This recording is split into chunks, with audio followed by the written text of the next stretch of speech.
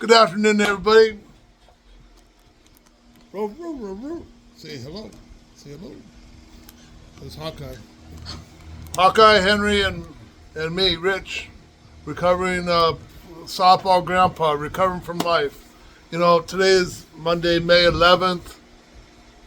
Uh, in the garage, my dogs just got home.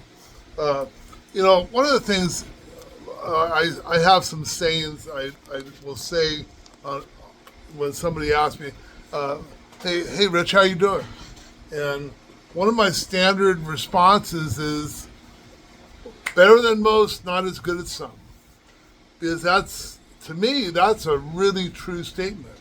Uh, Better than most, which I think I am, because that's just how I feel, but not as good as some.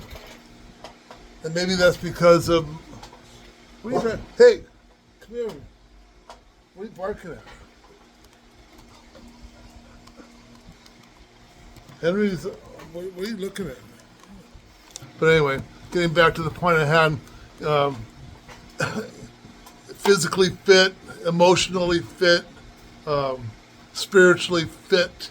Uh, you know, since I've been clean and sober, I made a lot of progress. Physical because I've had a lot of surgeries. Mentally, yeah, I think so. I'm not as nuts as I used to be.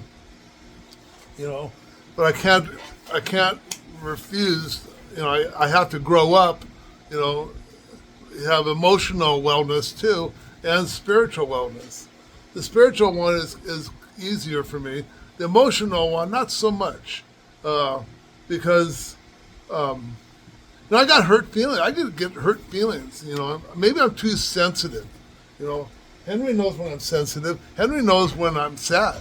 Or like, well, yesterday the Giants won, and I yelled, and and I was clapping, and it scared Henry.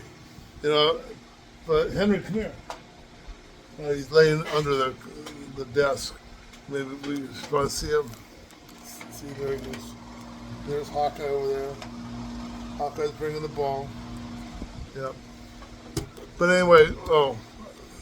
I don't know what I did. Oh, shoot. Oh, it's going to be at an angle.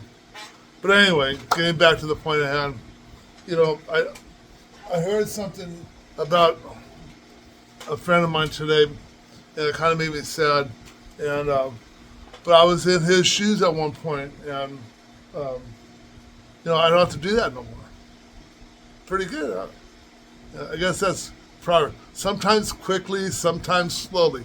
They will always materialize if you work for them, and that's the key. There's a little bit of work involved. You know, um, Number one, identification. Identifying, in me, what triggers me. What are my triggers? Um, Stupidity is one of them.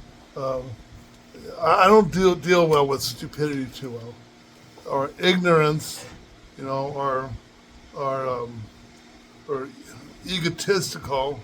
If somebody has a big ego, I used to have a big ego, but not no more. I don't think so, because ego, edging God out. You can't have an ego, because you don't want to do that unless unless you don't have no spiritual values and don't believe in a higher power or anything like that.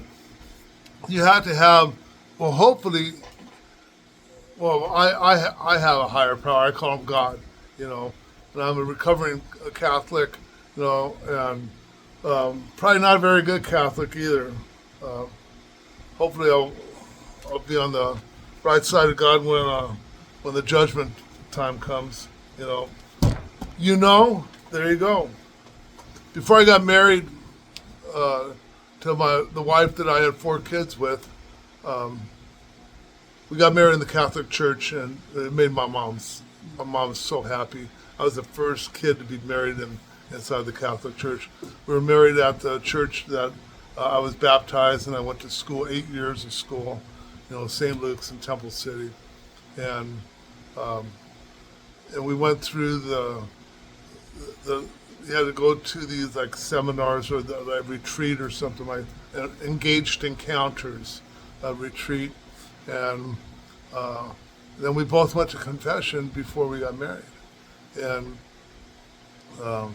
She was starting to worry a little bit because on a Saturday it wasn't at St. Luke's, it was at another church up the road, and she was worried because I was in there a long time, and it's been a long time since I've been to confession, you know, you know. But I'll tell you something.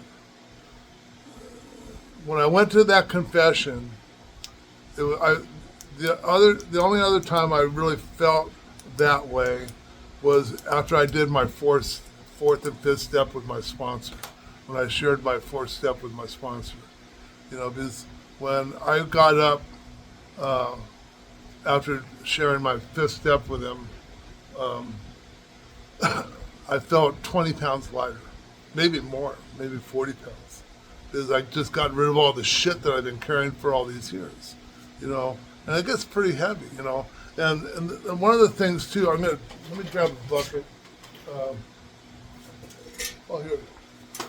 So my sponsor, Ed Kursky, God bless his soul, he says, when I was born, well, when everybody was born, God gives you a bucket. You know, there's nothing in it. But as we go through life, you know, we start putting a bunch of shit in there, rocks. You know, and there's a light at the bottom of the bucket.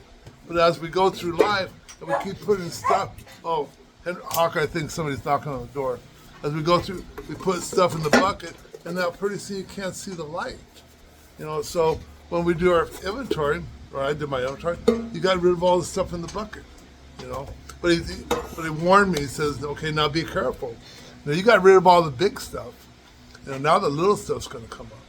You know, so, and he was right, because, you know, stuff that it's buried so deep, you know, that maybe you don't know. It's buried so deep that as after I did my fourth and fifth step, stuff that I totally forgot about did come up, and I took care of it, you know, and I shared, you know, and just so everybody knows, the first time I got clean and sober was back in '87. I went through rehab, Los Encinas, and that was just like a vacation, and it didn't work.